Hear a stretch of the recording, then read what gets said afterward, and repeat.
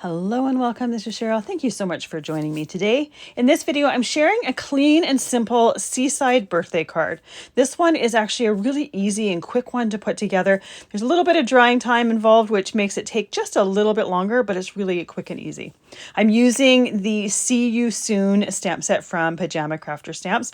I live on an island by several beaches, so anything ocean beachy speaks to me. I absolutely love it. I have not used this set before, so I'm going to do what I do with when I start to use any set. Using a white eraser, I just go over the stamping surface and then I use a soft brush to remove any eraser bits. This just helps that stamp take the ink just a little bit better. And if I've done the set for using it once, I don't ever have to do it again. So it only needs to be done one time.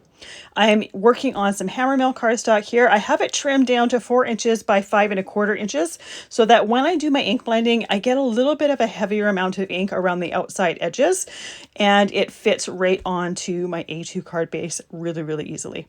I'm using a Misti stamping tool in order to help position my stamps. I'm going to start with my sentiments here. I want them heat embossed, but I want to heat emboss them before I do any ink blending. So I have a happy birthday stamps sentiment here from the Mix and Match Celebration sentiment set, and then at the bottom right of the card I'm putting a See You Soon stamp there. This one is right from that See You Soon stamp set. Now the fonts are a little bit different and typically that wouldn't be necessarily ideal, but I really wanted a happy birthday to be on the front of that card. There is a smaller sized happy birthday in that Mix and Match Celebration set that works well with the small You Soon of See You Soon. However, it was too small in my opinion for the front of a card. So this is what I chose to use. I used my embossing powder tool on the cardstock first before stamping it with VersaMark ink. I'm heat embossing it with some white embossing powder. So when I go to do my ink blending on my background here, that embossing is going to resist any of the ink I'm putting down. So it's going to be a nice bright white. This step technically could be done after doing all of my ink blending and my background. However, I'm using distress inks. They have resins in them that take a little while to dry. You can heat set them, but I don't want a chance that my white embossing powder is going to stick anywhere else on that surface. So the easiest way is to do that embossing first and then do my ink blending afterwards. For the bottom part of my beach, which is the path and the grass and the flowers, I am stamping that with some vintage photo distress ink. I don't really want it to be really stark black, so I wanted an ink that was going to blend and coordinate with beachy colors. So I thought the vintage photo was a nice darker brown, but not as stark as black, and obviously dark enough so that we're going to see the lines from that stamped image.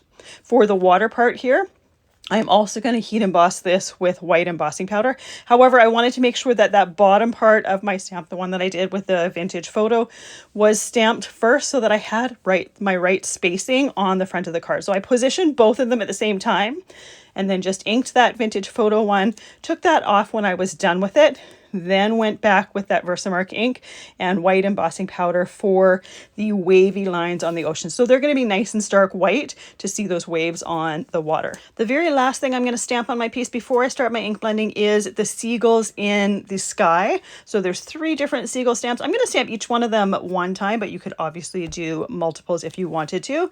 I'm going to stamp them with Hickory smoke for the same reason that I used vintage photo on the bottom of the image.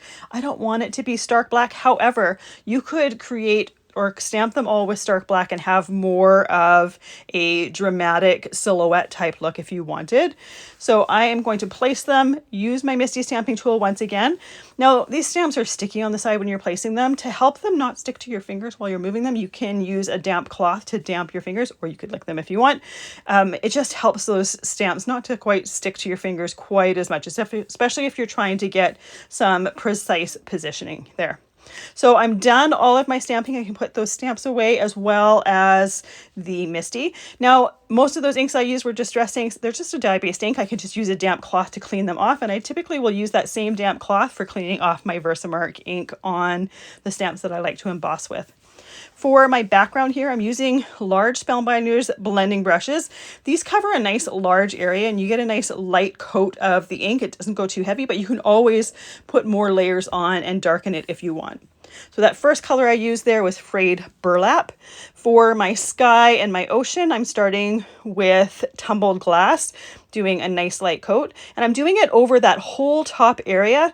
Once I have my sky and my ocean colored, I'm going to be using just scrap paper to mask off the ocean and just deepen some of those inks there so that you can actually see the horizon line. Right now, as I'm blending, you can't see that. So I will make it so it's a lot more obvious in just a moment. After using the tumbled glass, I go in with some broken china. And as I said before, I cut this down to 4 inches by 5¼ inches. When you're doing ink blend, you often will get a heavier amount around the outside edges. And I like that look. I think it frames it in. So I trimmed it down before stamping, before embossing, so that I had nice positioning and so that I didn't have to trim it down afterwards and lose that. So once I'm done my sky, I use that scrap paper right over the horizon line. I go back in with that broken china as well as the Uncharted Mariner and deepen the colors on the water there. Now I wanted to have a little bit of shimmer on that water, so I'm using some Opal Blush Interference ink. This one shows up blue and it's very similar color tone to the Tumbled Glass, Broken China, and Uncharted Mariner, but it has a pink shimmer to it. So it's going to give that water some really pretty shimmer. It's going to give the card just a little bit of extra visual texture, if you will. Now with the image the way it was, we could leave it at that and then just add it to the base of a card. But because there's so much great detail in that bottom stamp there, I wanted to color some of that in just to get a little bit more of that detail showing through. So for the browns, for the path as well as the fence post, I'm using Tombow number 977. Then for the flowers, I'm starting with Tombow 772 and then I'm going in with Tombow 703 and just darkening the centers of those flowers. I'm coloring them pink. You can color them whatever color you want. And then finally for the grass, I'm using Tombow 228. Now, Tombow markers are a dye-based marker. Distress inks are a dye-based ink. So you're not going to ruin your markers in any way, shape, or form by coloring over top of those distress inks. Those two inks are going to work well together because they're both dye inks. So that's one of the reasons why I chose doing the Tombow markers on here. I typically don't enjoy coloring with dye-based inks because the paper starts to peel fairly quickly. However, for this particular image, I wasn't going to be spending a ton of time coloring. I was going to be coloring it super, super quick. So it hasn't given that cardstock enough time to actually start to pill and start to break down. So I don't have to worry about that. And I already have that color from the Frayed burlap underneath there. So I don't necessarily have to worry about white spots on there because if there's an area that I missed, it's still going to have that Frayed burlap color on there and it's not going to be quite as noticeable. So with the grass, I start at the bottom of the grass blades and just kind of flick my marker up so that I have pretty much a grass shaped line to it, and I go with the direction of the lines on the stamp so it coordinates well with the stamped image of the grass below there. It just gives it some extra color, it gives it some extra detail, and it really makes that image come to life a little bit more. So that image is done with its coloring, so I can glue it right to my A2 card base, and because my card base is white, it's going to bring out all of that white embossing that we have on the front of the card. Now I could leave it there, but I always love adding just a tiny bit of extra texture to stamped images. So this is where the drying time comes in. I'm using a little bit of Stardust Stickles. This doesn't have any color to it, but it does have an opalescent glitter to it. So you're going to be able to see the color of the ink below it. I'm using that right along the lines of the waves in the water, and I'm also using it in the centers of the flowers. Then I let it dry for probably about 15 minutes or so. It doesn't need a lot of drying time there. Probably less in the drying time or it probably took longer for the drying time than the stamping and the ink blending. But you get some gorgeous sparkle with that. It just adds that extra little bit of texture. It adds something for the light to catch as you're looking at the card. Now, I didn't put a sentiment on the inside of the card, but you certainly could. But this is perfect for a beach lover to give them a nice oceany, beachy card, especially at this time of the year. For me, it's winter, so it's kind of dreary and bleak, but I always love thinking of the beach and the ocean and the sun. So this is perfect for this time of year, in my opinion. Thank you so much for joining me today. I really appreciate all the time that you spent with me. I hope you have a fantastic day.